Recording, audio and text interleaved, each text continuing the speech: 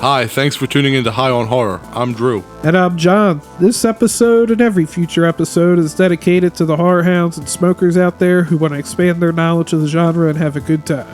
Today we're reviewing Orphan, First Kill. The Orphan? John and I are huge fans of the first Orphan film, and so we're looking forward to talking about this new one. There is going to be spoilers midway at a midway point. John will let you know, but it will be spoiler free up until a point. So if you haven't seen the movie, go ahead and listen in, and if you have, stay till the end. All that and more today on High on Horror. Interviews, reviews, and the latest news all rolled into one.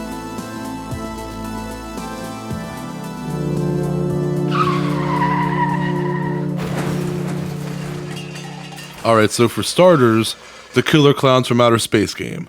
For those of you who haven't heard, there's a Killer Clowns from Outer Space game actually happening.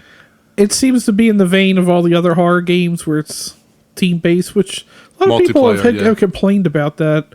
But it's supposed to be 3 versus 7, so you have like 3 clowns against 7 humans. And it looks like you get to be the clowns shooting your little cotton candy guns, and then it shows like you get to be the clowns carrying the cotton candy away. Like you and I have both signed up for the beta. Yeah. When it was there, it was like, what systems do you have? I started clicking everything: Switch, PS4, PS5, PC. I don't care. I just want a code. Yeah, that would be awesome. I can't wait to play it. My son, Abel, he's hooked on it. Like, I made him watch the trailer for it, and he loves the movie. And I don't think there's anything harmful in that movie that, like, children like 5 years old can't see. Like, what I think about is one of the ones that was like showed to me as like a family horror. It's movie. A break. It's for sure. It's a gateway movie for sure. And he loves the movie. He watches it all the time. And when he saw the game, he's just he keeps asking, "When's it coming out? When's it coming out?" So I'm probably gonna be playing you online. me and my son, my 5-year-old son, will be playing you online. That'd be awesome. It's funny because I remember watching the movie with my family, and I wasn't scared. And one night, like I just woke up. Like late one night, and I turned on TV and it was on, and I watched it by myself as a kid. And I was like, now I'm kind of scared a little bit. Yeah, I never found it scary. It was always just fun to watch. Clowns never really scared me. They fucked you up though. Pennywise. Yeah, that's Pennywise. Tim Curry Pennywise got you too. Pennywise and Funhouse. What was your worst Pennywise scene? Like, what scene fucked you up the most? The sewer scene or the shower scene? That one, and the other one, and. It's funny because like everybody I tell goes, really? That one? When he's in the book and he's just dancing through the town, like the book comes to life. Yeah, in the photo. And he just like pops through. Like it's still like watching it today, like sometimes it'll give me goosebumps. Yeah, I mean, it's a great movie and Tim Curry's creepy as shit, but wasn't one of those ones that traumatized me as a kid. But my wife, I don't know if I ever told you this or not. How old were you when you saw it? I was like, I gotta think, did you see it when it came out? Oh, yeah, I was like a child. I remember my parents watched it on TV. I remember my dad watching it on TV when it came out. Yeah, and it's crazy because I remembered that, like, as a kid, I remembered, like, when I recently bought it on Blu-ray, and you're watching it, it just plays it as, like, one seamless movie. Yeah. But I remember, like, the introductions to each episode, and the music in them was awesome. And, like, the Blu-rays cut that out, and, like, I always wondered, I'm like, I wonder if they'll ever restore that. And I actually read online a couple of weeks ago, someone was talking about it. So I'm like, I'm glad I didn't just like make that up over time in my head. That like I did remember there was like opening and studios used to never do this, but now that they realize like we'll pay them for anything as long as we want it, they're like, sure, let's find a way to put it together. It's just a shame. It's just for people with ADD. Like there's the hardcore buffs out there like us that like want to see like the credit scenes and like the opening credit scenes and like the music, and then there's like most people just like why everything's digital. Most people are just like, nah, just get to the movie. So they're just like cutting out all the stuff that some of us still would like to enjoy. I will say, talk about skipping credit scenes. Is it I'm trying to think of one of the Friday the 13th. It's just, and I can't believe I can't think of them, but it's like, got to be a solid 2 to 3 minutes of just black with white lettering for the credits. In the beginning. Is it part 5? I think, I don't know. I feel like, because the 3D one has the 3D. Maybe it was 3 was like that too, but I remember like whenever it comes on, I'm just like, no, there's no point for me to watch. It might be 5. Yeah, that's actually a hard question. I mean, there's probably some fans, there's hardcore Jason fans that are like, I know which one, and damn, we should know this. That's embarrassing. Damn. Anyway, but we got some weed too. Yeah, we do. What are we smoking today? We got some of that Tyson 2.0. Tyson. Yeah, that sour diesel to Mike Tyson weeds. Is that to go with that Mike Tyson documentary that's recently on Hulu? Our pals over at Hulu. Yeah, her pals over at Hulu. Mike Tyson's protesting it. Are you kidding me? He I had did not hear involvement in that. it, and then he wrote like something like "fuck Hulu, don't watch this," and the UFC was involved with it. And Dana White called him, and he said, "I asked him like why you didn't want because they were supposed to be involved in it." And he was like, "If you don't want me to be involved in it, I won't." He's like, he told me they're like bullshit about stuff, but he didn't get into details. He was like, I was just like, well, I'm just going to side with Mike. He's like, so the UFC pulled out their involvement in the documentary as well. Damn. Okay.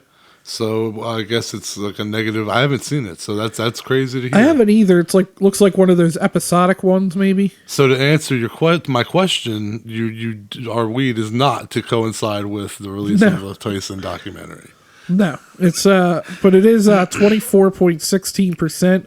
That's sour diesel. No, the sour D's. Sour D. It's obviously it's a popular strain everywhere. It's a sativa made by Cross and Chemdog with Super Skunk. Chemdog. Let's see. Oh, it says the effects are dreamy, cerebral, fast acting, and energizing. Cerebral. I'm just thinking like Cerebro, Professor X. I was thinking Triple H. Cerebral Assassin. Time to play the game. The strain features a pungent flavor profile that smells like diesel. That's weird. Medical marijuana patients choose sour diesel to help relieve symptoms associated with depression, pain, and stress. Growers say this strain grows best in a dry outdoor climate. So if you're out there and you want to grow, get you a dry outdoor climate. Like Arizona. Like Arizona. We might know somebody from Arizona. We know somebody from Arizona. He's an asshole, but... And it has a flowering time of 77 days. It first became popular in the early 90s. Oh, wow. All right, so I We got guess a you're going to bong load it pack up. of that. Oh, well, is that what we just smoked? Because we already Yeah. smoked the bog pack. Yeah. You got more? You want to load it Yeah, up? I got I more. got some right here, too. Hold Whatever. on, we just gonna take a break. We'll be back. There's always been something wrong with Esther. Orphan First Kill is a prequel filmed 13 years after the first film, but takes place 2 years before. Isabel Furman reprises her role as the adult woman child. She's an adult acting like a child, playing an adult acting like a child. Isabel really channeled Robert Downey Jr. from Tropic Thunder. I'm a dude playing a dude disguised as another dude. Yeah, pretty much. Isabel said that she was confident that she could play the role of Esther again, but she didn't want to do everything exactly like she had in the first film. First Kill fell into the hands of a new director, William Brent Bell, who was an uber fan of the first film and of horror in general. He said that he likes doing horror films because they're creative and free, and you could sneak social commentaries in. Bell directed The Boy, Brahms, The Boy 2, as well as the Elizabeth Bathory killer video game movie Stay Alive, and The Devil Inside as well. The director of the first film, Joan Colette Serra, who also directed the killer shark movie The Shallows, has been quite busy, and I'm assuming that's why he didn't do this prequel. I looked it up. I really couldn't find any info. I figured that he was just too busy because he was directing Jungle Cruise and the huge DC movie Black Adam. I mean, Jungle Cruise was a flop, but that was a huge movie that was supposed to come out. And DC's It's the Black one of those Adam. movies they're building. You know they always come along where it's a movie it's being hyped as like a huge movie, and you're looking at it and you're like, that movie's gonna bomb. Yeah. That was one of those. But I mean, Okay. it was still a big budget movie. And I mean, Black Adam's a comic book movie. Starring Dwayne "The Rock" Johnson, so that's So he's huge. just friends with The Rock, I guess. That's true. But Yo, The Rock would have fucked Esther up. That's all I'm saying. rock bottom. Right? But William Brent Bell actually fought to get Isabel Furman back as Esther. There were talks of replacing her due to how hard and tricky filming would be with her being older now. Apparently, there was a lot of like screen tests and conversations being held with studio execs, and getting Isabel approved for the role took nearly a year. Yeah, the movie was filmed from November to December of 2020. Isabel was actually 23 at the time. So she's closer in age to Leanna than she appears in the first film when she was 11 during filming. Some of the cast who were the same height as Isabella, while they were in frame, they had to wear platform shoes while standing next to her. They de-aged her in this, and I got to tell you, like, the technology for that's getting better and better. It is. Granted, she's 23. Well, 23 when she filmed it. Right. So it's not as difficult to maybe de-age. And the script was written 2 years before the film came to fruition. The writers of Orphan First Kill are the same as the first film. Producer Alex Mace, he wrote both films, and they're the only two writing credits to his name. David Leslie Johnson is back on as a writer as well. He wrote the screenplay for The Conjuring 2 and 3, but we won't mention the third one, even though I just did. And David Kogashaw joins the writing crew this time. He didn't write the first film at all. He didn't partake in the first film, really, but he's done some writing for the Scream TV show and other genre stuff like The Haunting in Connecticut, too. John, take us through the film. All right. Orphan First Kill is a 2022 psychological horror film that serves as a prequel to the 2009 film Orphan. One of the main goals of First Kill was to cover the much talked about plot holes, if you will, from the first film, which was like how did Esther / Leanna get from Eastern Europe and Estonia to an American orphanage without being dropped off, like even if she forged their paperwork. And so it does, yeah. I mean, that's true. It does answer that question. Yeah, I mean, I guess that was really, only, to me, maybe, the only plot hole of Orphan, but I didn't really question it too much. Exactly. Yeah, that wasn't something I really questioned. I could see why people would, but I didn't even question that. And so we start here on January 26, 2007. Estonian psychiatric patient Leanna Klammer, played by Isabella Furman, is a 31-year-old woman with a rare hormonal disease called hypnopituitarism. I probably mispronounced that. It gives her the appearance of a 9-year-old child. And with hypnopituitarism... So hypno, it's hypopituitarism. There you go. Thank you. If I wasn't this high... when I wasn't this high, I had no problem pronouncing it. Anyway, it affects the hormones of the pituitary, and they have different actions in the body. And it gets all technical here. There's symptoms of it. Therefore, they depend on which hormone's deficient of how it affects people. And there's stuff like follicle-stimulating hormones and stuff like that is way above us. But with the growth hormone deficiency like Leanne has, it's more common in people that have an underlying tumor than those with other causes. Oh, no shit. Okay. So she's super rare. Oh, wow. Okay. And, okay, that's pretty cool, though. I like that. And Leanna breaks out of the Sarnay Institute by seducing and killing the guard. The guard got some head, but not the way he wanted. Leanna is pulling a Sarah Connor. It just felt like Sarah when she was like sneaking, just doing shit from T2, just getting out of there. Yeah, the way she busted out, yeah. She hides in a car that belongs to Anna Troev, an art therapist played by Gwendolyn Collins. And after breaking into Anna's house and killing her, Leanna looks up missing American girls, and she bears resemblance to a girl named Esther Albright, who went missing on May 2nd, 2003. And, like, let's talk about Anna. Like, she's the one character I feel the worst for. Like, the homegirl just wanted a jerk. It's her first fucking day. Yeah, I know, and, man. Like, I know. Because, like, when she first comes in, they're like, you got to be careful of this girl, Leanna. And they're like, there was shit break going down, and they're like, stay in this room and you'll be safe. And you see her in there, and then she shook because, like, she asked her name, and, Yeah. So she's already shook, and then they're like, just go out and go home. And this bitch already waiting at home and just pops her as soon as she opens the door. Yeah, man. I rode home in the trunk, too. I mean... Yeah, man. Like, and posing as a lost girl, a police officer approaches Leanna in a park late that night, and she introduces herself as Esther, claiming that her parents are in the United States. That quote, like, Leanna's a bitch. Oh, Anna usually only takes one, and then fucking whacks her across the fucking face. Yeah, cool. Yeah, hits her with a second one. And just so first of all, the gore in that opening scene just outdid any gore in the first one. The first film, like the gore in the opening scene in the sanitarium was insane, or the institute, whatever the hell it was. And that was just crazy. And then, like, the fact that you see the way Esther did this, the way you brought that up about Sarah Connor, but she's such a conniving bitch. Like you just said, like she is heartless. Like she goes about doing this like it's second nature to her. Like she has no issues, like no morals, no conscience. Just this bitch is evil. So then we jump to Darren, Connecticut, and wealthy artist Alan Albright, played by Rossif Sutherland, half brother of the Kiefer Sutherland, and his wife Tricia, played by Julia Stiles, have since come to terms with the disappearance of their daughter and are informed by Inspector Donnan, played by Hiro Kanagawa. I think I got that right. You got it. That Esther has been found.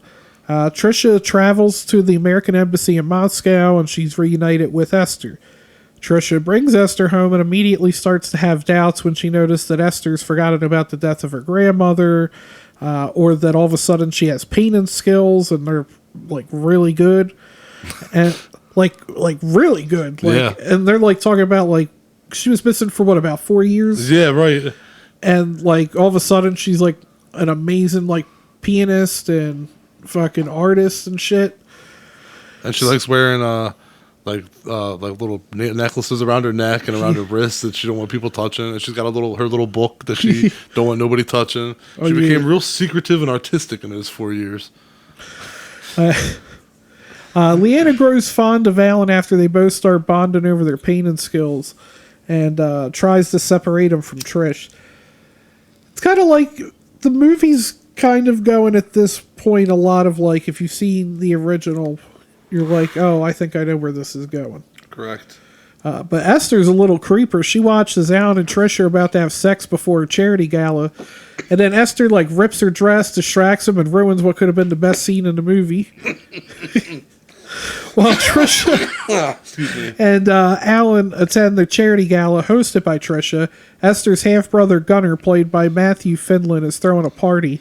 His friends are like fucked up to Esther. Like, granted, she's a bitch. But, they're like, a bunch of college dudes. But they don't know. I don't know, is it high school or college? Either way, they're douches. I thought it was high school. But douchebags. Someone at the party asks how is his sister since she's been back. His friend Mike, played by Alec Carlos, says she's been at some Eastern European sex gulag.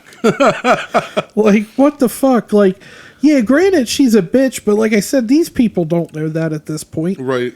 She's still innocent to that, as far as they know. They're like, just picking, they're just being an asshole. Like, she hasn't done anything to him. Inspector Donnan arrives at the house where he steals a vinyl record from Esther's room, which has Leanna's fingerprints on it. He has a great line when he shows up and asks Gunnar if he's throwing a party, and Gunner's like, no, I'm just having like a few friends. And Donnan responds with, you could smell the weed down the street. I know the feeling. Yeah, I feel like this is where things really take a turn. So I feel like this might be the best spot to kind of drop off. Yeah, we'd hate to ruin that twist. Yeah. So, yeah, I think this is a perfect spot to just kind of get up out of here for non-spoilers. Because, like we said, it takes a real turn. I was a little leery coming into the film. Like, after all this time, the masterpiece that's the original Orphan, I didn't know how it'd stack up.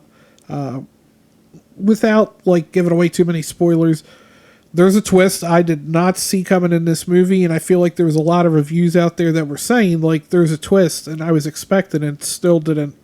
Still didn't guess what it was.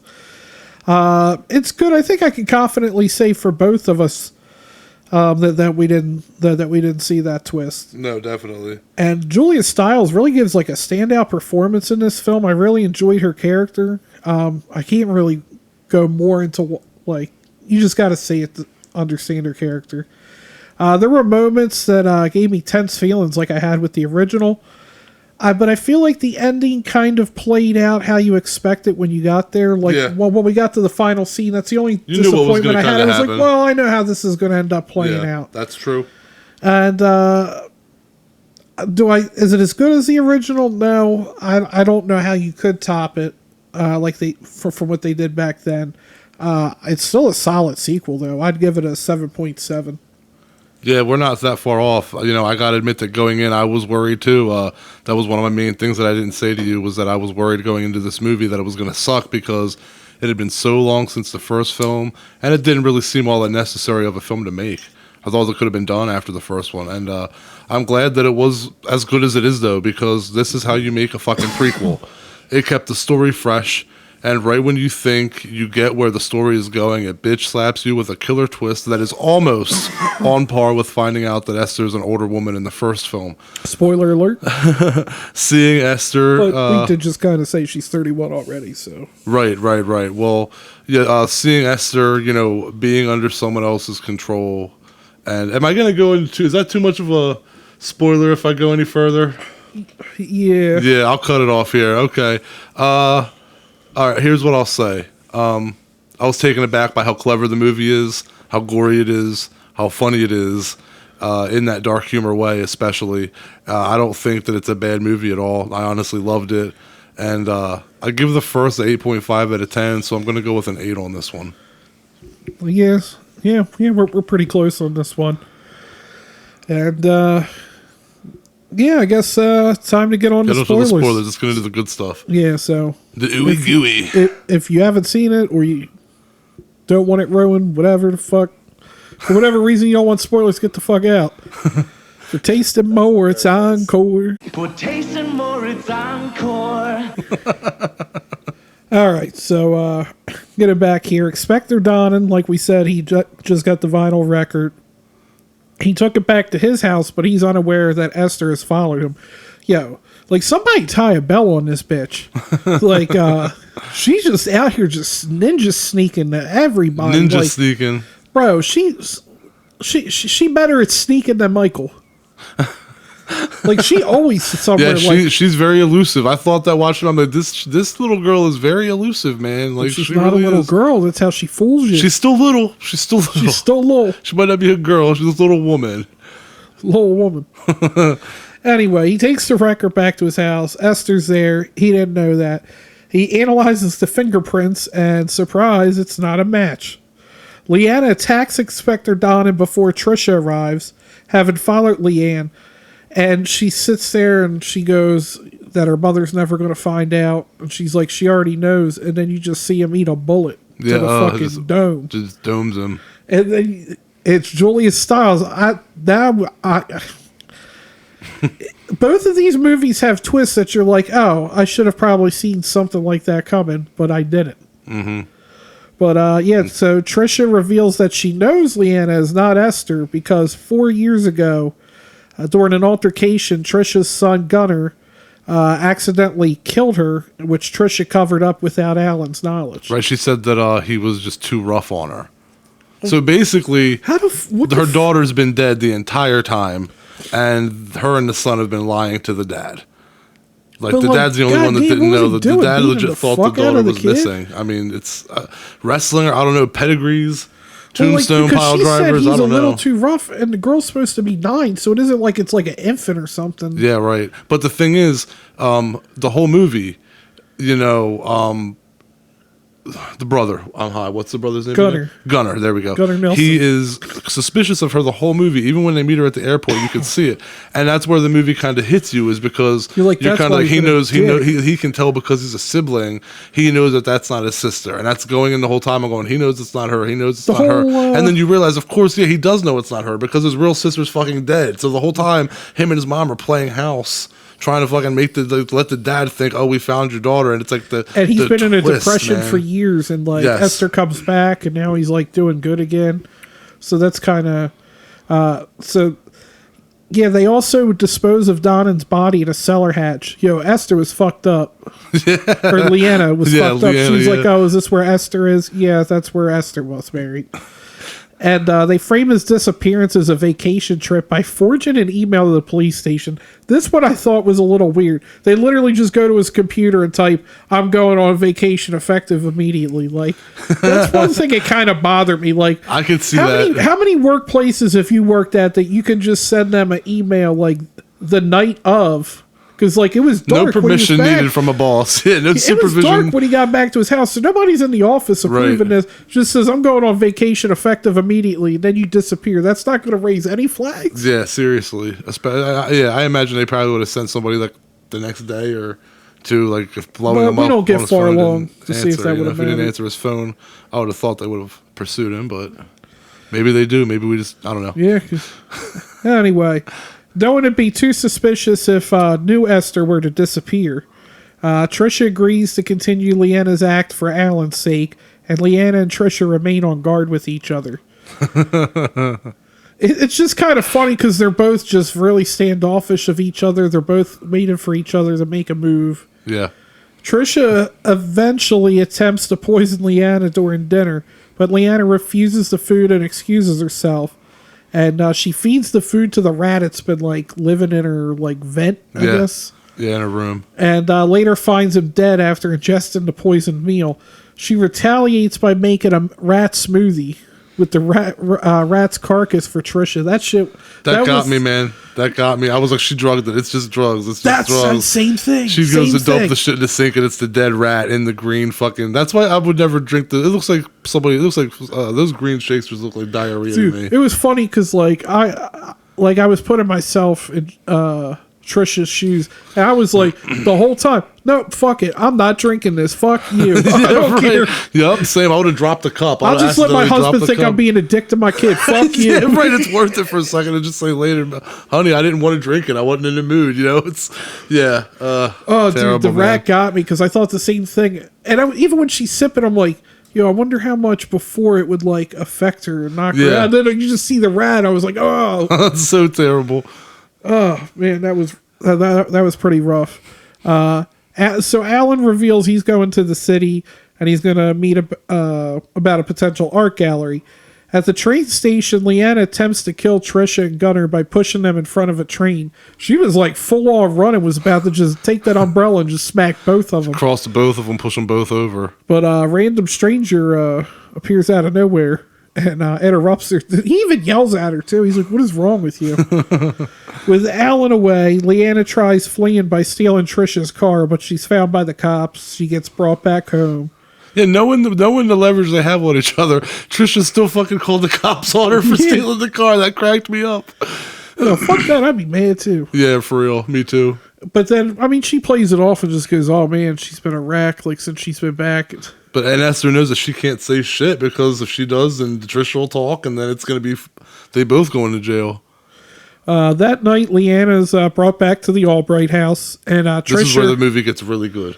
And Trisha and Gunnar finally decide to kill Leanna. It was funny. I was looking, like, the time popped up there, and I looked, and it was, like, right when they, like, kind of make that decision, it was, like, 25 minutes left. I'm like, perfect. Dude, I love it how this Trisha just goes to Gunnar. She just goes, fuck it, we're doing this tonight. Or something like that, or it's going down tonight. And Julie Stiles, like, they didn't even try to, like, they literally, like, Esther gets home, goes upstairs to her room, and by the time she's in her room, she turns around, and they're in her doorway, ready to fucking kill her. Like, they don't even wait for the cops to pull off. This is like, I mean, like, this is kind of like Hellraiser. Like, how far is this woman going for some good dick?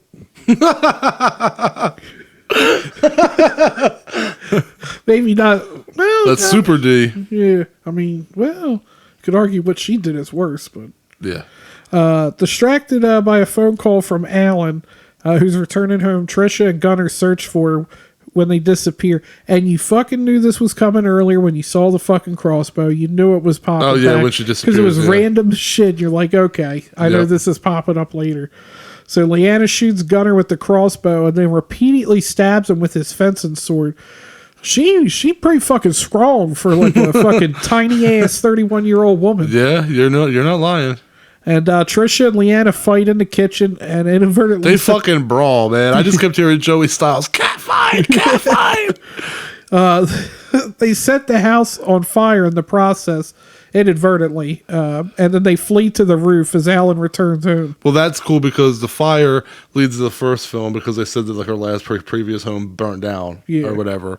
And secondly, dude, Trisha straight up fucking throws Esther across the counter. Like, it's really like an adult fighting a child in that scene. Like, she fucking just tosses her ass. I couldn't believe it. I'm like, yeah, like, it's like really like a child fighting an adult, but it's like you can get away with it because it's not really a child. But I mean, they're fucking each other up, man. It was awesome. And Trisha and Leanna both slip and end up clinging to the roof. Oh, well, I also forgot, I wanted to say, Gunnar fucking yeeted her. Oh, yeah. Dude, he fucking threw her. Dude, he launched her into the fucking wall. I was like, how'd she get up so quick? Like, yeah, she's limber, man. She was back in that fucking drywall. Anyway, they're both clinging to the roof. And this is where I said the predictability came in. Yeah. She begged Alan to save him. She was Leanna's. Trisha starts claiming that Leanna, like she's spilling her guts about it. Telling her who she is. She's not really your daughter, all that shit, you know. And Trisha's trying to reveal the truth about Leanna. Then she ends up falling and dies. Alan lifts Leanna to the roof. As he comforts her, she removes her disguise. Just pops out her teeth. I know their teeth just straight fall out. Oh, jeez. Anyway, realizing she's not Esther, Alan calls her a monster. And the look of repulsion on his face, too. She pushes him off the roof to his death, but do you think it was on purpose? Yeah. You do? Yeah, I do. I do, because she knew that... It almost feels like she was trying to reach out and grab him. Well, remember, Julia Stiles, or Trisha, said to Esther, remember, after they make their deal, she says, he'll never like you, you're a freak. No, I'm going to go fuck my husband, or whatever it is she says. Just total bitch, man. Instagram quote for the week. I feel that like, him, because, like, for that moment, he kind of saw her for who she was when he saw like her teeth fall out, and he immediately rejected her. And I think Esther realized like Trisha was right. I almost called her Julia Stiles again. Trisha was right, and was like, you know what, he's not going to accept me. Fuck this guy. And she pushed him off the roof. And I got to say, their kid deaths were brutal, man. Him and Trisha's, they fell off the roof, splatted on the street. Their bodies landed on the grass, but their heads landed on the raised curve, like right on the concrete His slab. was fine though. Like, was it? I don't know. If I remember correctly, maybe I didn't see it all, but I thought he was okay, but hers was just fucking sprayed. Oh, well, yeah. He still hit the concrete, but her shit spread out further. Yeah, like the top of her head was in the middle of the street or something. And so after that happened, the house is burning, and after cleaning off the blood on her face and dressing herself up as Esther, she's gonna go to the orphanage where she waits for a new family to adopt her. And like I said, Trisha was fucking splatted. Yeah, dude, that shit was rough. Julia Stiles was really good in this movie, surprisingly. Yeah, I'm going to go back now because I was going to spoil with my full review. Now I'll go back to what I was going to say.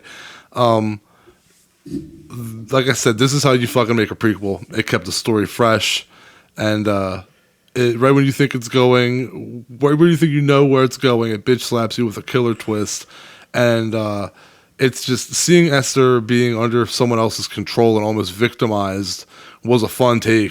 She's surrounded by people almost as bad as her, terrible people.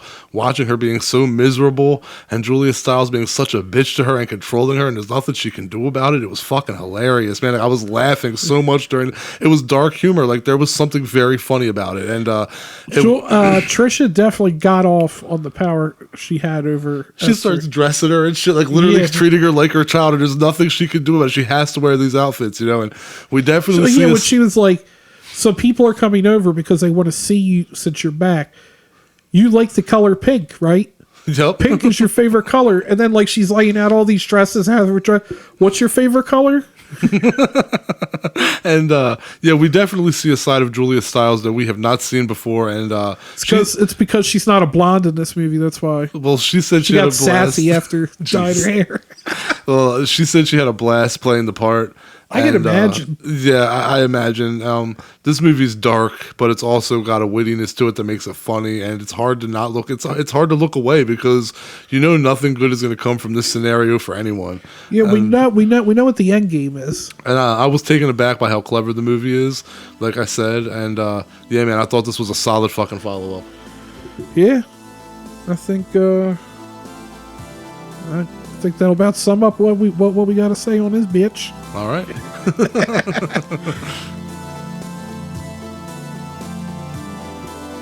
Thanks to all the horror hounds and smokers out there for tuning in.